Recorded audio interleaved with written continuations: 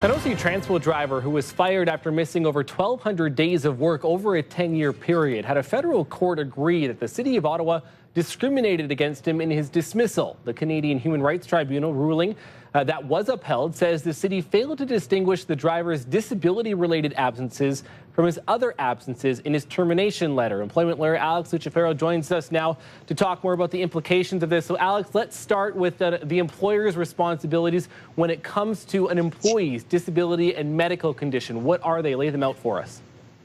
Sure. Afternoon, Matt. Well, listen, the result in this case is not particularly surprising to me, and that is because an employer's responsibilities when they're dealing with an employee with medical disability and with a need for accommodation in the workplace, the employer's responsibilities are actually quite high.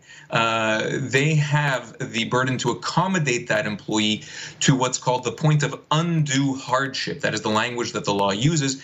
And again, the threshold there is very, very high. It has to be effectively nearly impossible for an employer to accommodate an employee for them to refuse accommodation. And so in a case like this, if we were talking about absenteeism or leaves of absence or taking days off as a result of a medical condition, an employer does have to play ball. They do need to accommodate in that respect. Okay, and so now let's talk about so an employee being fired for cause due to absenteeism. I know we're probably going to get into a little bit of the nuance of like if it's for disability related or not, but take us through if that can happen.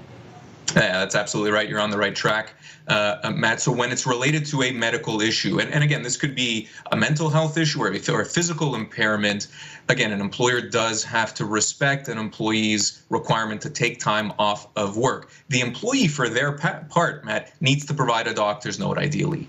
And in that respect, then should be respected the amount of time that the employee has to take off. Now, setting aside the issue of a medical disability, an employer can potentially terminate an employee for cause on the basis of absenteeism, as you suggested. However, a series of disciplinary practices and kind of progressive discipline needs to be implemented. You can't let an employee go for cause, meaning without severance, for one absenteeism. You have to institute a series of progressive disciplinary measures, for example, a warning and then perhaps a suspension and then ultimately a termination. Right, and to see that progression like you talked about, to see those steps. I want to get to, so does the reason or manner of termination, does it influence an employee's severance entitlements?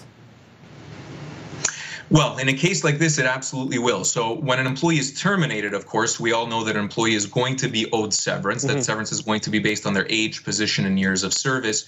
When we're talking about, again, an instance like this, Matt, where there has been discrimination and where an employer has breached their obligations under human rights legislation, that employee is going to be owed amounts over and above their severance entitlements as effectively what are called damages. And so unfortunately, the employer in this case is going to have to pay a significant amount to this employee, and rightfully so, I would say, Matt, because they did breach their obligation under human rights legislation. Right. Again, always nuance as we talk about some of the employment law. Always great to have your insight. Alex Lucifero, appreciate this as always, sir.